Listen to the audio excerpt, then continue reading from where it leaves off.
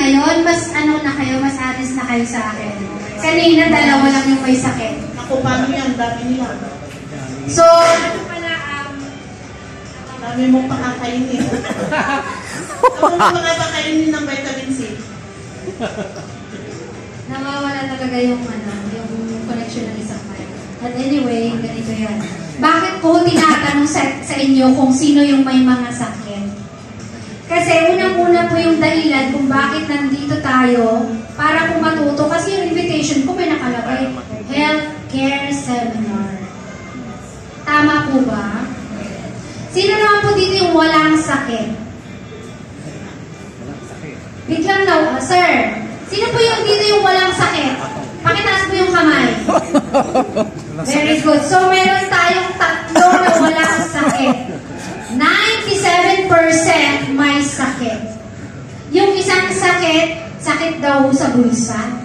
Pero yun ho ay yung pinaka-madali pong gamutin. Tama ho ba?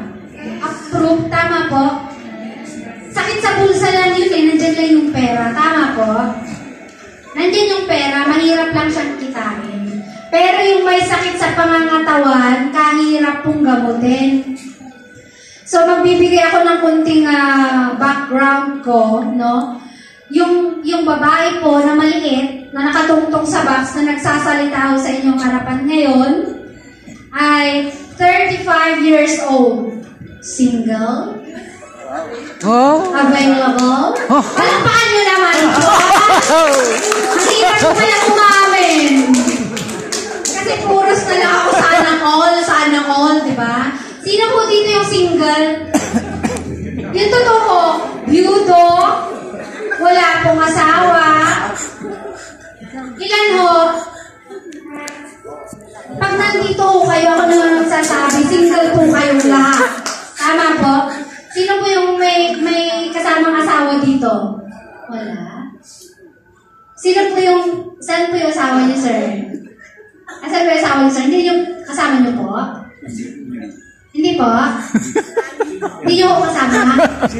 Ibig sabihin, single ho kayo ngayon. Palakpakan ng mga single. Single tayong lahat ngayon. Ngayon lang po ha. Pag-uwi ng bahay, hindi na ho tayo single. Ito po yung kunting background nyo naman po sa akin para magkaroon naman po kayo ng interest dun sa speaker nyo ngayon or dun sa nag-share sa inyo. Ako po ay health coach or nasa alternative